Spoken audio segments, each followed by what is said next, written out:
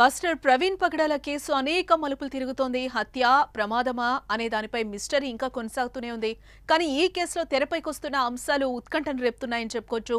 ప్రవీణ్ది ముమ్మాటికి హత్యేనని క్రైస్తవులు కుండ బద్దలు కొట్టి చెప్తుంటే సీసీ ఫుటేజ్లు మాత్రం ప్రమాదమే అని రుజువు చేసేలా కనిపిస్తున్నాయి.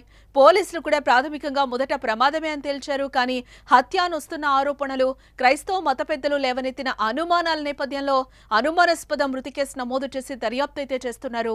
ఈ దర్యాప్తులో సంచలన విషయాలు బయటపడుతున్నాయి. రాజమండ్రి ప్రమాదం కంటే ముందే ఆయన ఓ ప్రమాదానికి గురైనట్టుగా తెలుస్తోంది. విజయవాడకు సమీపంలో ఆయన పడిపోయి బండి డూమ్ లైట్ కూడా పగిలిపోయింది. అనంతరం విజయవాడలో రామవరపాడు రింగుకు కొద్ది దూరంలో బైక్ ఆపి కూర్చున్నారాయన. దీంతో ట్రాఫిక్ ఎస్ఐ సుబ్బారావు గమనించి వెంటనే కాస్త వాటర్ ఇచ్చి పక్కనున్న పార్క్ లో కూర్చోబెట్టడం కూడా జరిగింది. 3 గంటల పాటు అక్కడే విశ్రాంతి కూడా తీసుకున్నారు పాస్టర్. రాత్రి 8 నుంచి 8:30 గంటల ప్రాంతంలో ఆయన లేచి ఓ టీ కూడా తాగారు. తిరిగి మళ్లీ వెళ్లిపోవడం జరిగింది అక్కడి నుంచి. అయితే ఆ సమయంలో చాలా అలసటగా ఉన్నారని స్థానికంగా ఉండే టీ షాపు నిర్వాహకుడు కూడా చెప్తున్న పరిస్థితి కనిపిస్తోంది. ఎస్ఐ తాను వద్దని చెప్పినా వినకుండా వెళ్లిపోయారని కూడా వివరించాడు అతను. లైట్ పాడవడంతో తాము రిపేర్ చేయడానికి ప్రయత్నించినా ఫలితం రాలేదని కూడా తెలిపాడు. వీటితో పాటు ఆయన వైన్ షాప్ వద్ద మద్యం కొనుగోలు చేసిన సీసీ ఫుటేజ్ కూడా బయటకు రావడం జరిగింది. రాత్రి 10 గంటల సమయంలో ఓ వైన్ షాప్ వద్ద ఆయన మద్యం కొనుగోలు చేసినట్టు ఆ వీడియో వైరల్ కూడా అవుతోంది.